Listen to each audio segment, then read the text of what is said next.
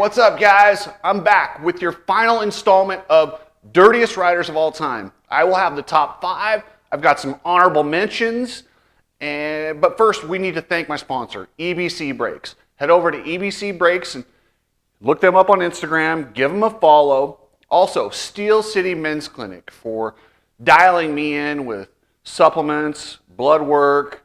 If you have a traumatic brain injury, Steel City Men's Clinic will get you dialed in. They're on the cutting edge of health stuff. We have some honorable mentions. Rex Staten, Rocket Rex Staten. The only reason he's not on this list is because he was kind of a little bit before my time. I did see him a little bit at some Golden State Nationals, and he had this legendary story of beating a guy up on national TV. Turns out he had like a ruptured kidney or lacerated spleen or something when he actually beat the guy up from the crash, which makes him a complete absolute savage. Eric Sorby, a lot of the guys from that era reached out and said Eric Sorby did some pretty dirty stuff. He was known for brake checking, but he just didn't quite make the list. Jason Lawrence, we all remember him fighting Villapoto on the track at Hangtown. That didn't necessarily make it. I mean, there was some stuff. He was banging on the doghouse. I wouldn't necessarily call it dirty. And while he deserves an honorable mention, he's not on the list.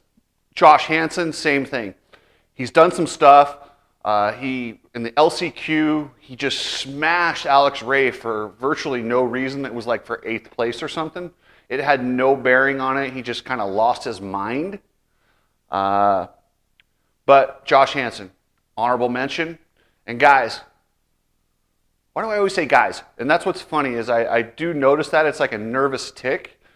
And I'm trying to stop doing stuff like that, but I also don't want to edit it out because I want you guys to know how kind of unscripted this is. I just shoot from the hip here, and that's how I do my videos. So without further ado, let's get into the top 5. I'm in the empire business. Everybody love everybody! You all know exactly who I am. Number 5, dirtiest rider of all time. Somebody who I like quite a bit. I've spent quite a bit of time with this guy, Damon, the Beast from the East, Bradshaw.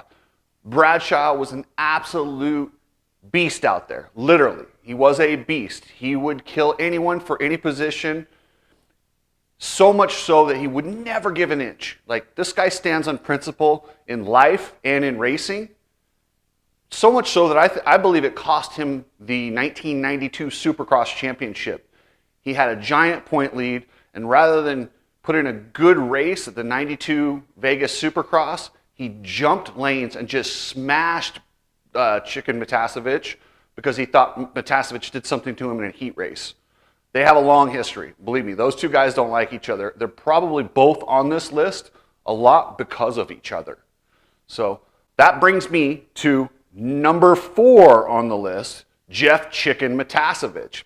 The only reason he outranks Bradshaw on this is because at the San Jose Supercross, my guy, Guy Cooper, was about to win the race. Heading into the last lap, Chicken made this crazy move that just, I mean, it wasn't even a move. He just like launched his bike right into Guy Cooper, took them both down, and that was it. Guy Cooper, that to me was the one, like he always was so close to getting a win, but he never did.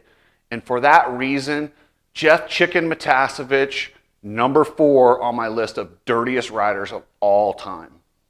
Guys, if you want to get in shape, hit up CompleteRacingSolutions.com. Coach Rob will get you dialed in. Coach uses science. He checks your heart rate. He checks all your vitals. Like he makes sure, he doesn't just guess. It's not, hey, work harder. You're not in shape. Do this longer. Do it more. He figures out how much rest you need, how much nutrition you need, and he builds a stronger, more durable athlete. And he's got programs from everyone from vet riders to future champions or current champions.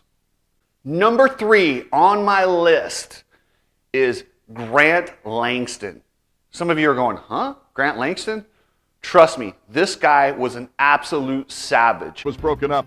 Langston then attempted to accost an AMA official who disqualified Langston for the night and escorted him off the premise. And it didn't matter if he was smashing Mike Brown, battling for national championships, or at a supermoto club race in Victorville where he smashed my buddy Matt Pursley, just crushed him. Like, really, bro? We're at a club race. But that's who Langston is. He was the epitome of, if I can't win, nobody can. He would gladly take you both out if you were trying to get past him on the last lap. That was his mentality, and he made no apologies about it. I mean, he fought for everything. And Grant Langston, for that reason, is number 3 on my all-time list. And I'm guessing you guys can best guess number 1 and 2. You could probably flip-flop them, but I'm going to go with number 2 as Justin Bam Bam Barsha. One of the nicest guys off the track. We were actually at an Alpine Star event one time. I was super tired. They were giving us a ride back to the hotel. Justin jumped out and loaded my gear bag for me. He's a polite, really nice person off the track, but some of the stuff he does on the track is just like, really? Listen, I might not have the same opinion of how nice he is if I had to race against him, like when he whipped Ken Roxon's wheel in the air, which was just crazy. I mean, the guy scrubbed so hard, his wheel actually pushed Ken Roxon's front wheel the other direction. That's just not safe. And pretty much every rider out there at some point or other has had an issue with Barsha. Inside, he's going to pass him right here. And Barsha's not afraid to be aggressive about it, and he was. And Bam Bam is bye-bye and pulling past. Tomac retaliates. Have you ever passed anyone clean without touching someone's bike? This year? And, yeah, this year. Yeah.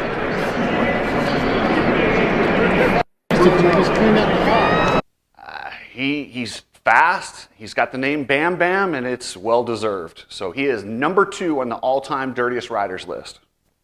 Number 1, the guy that inspired me for this list, Vince Frizzy.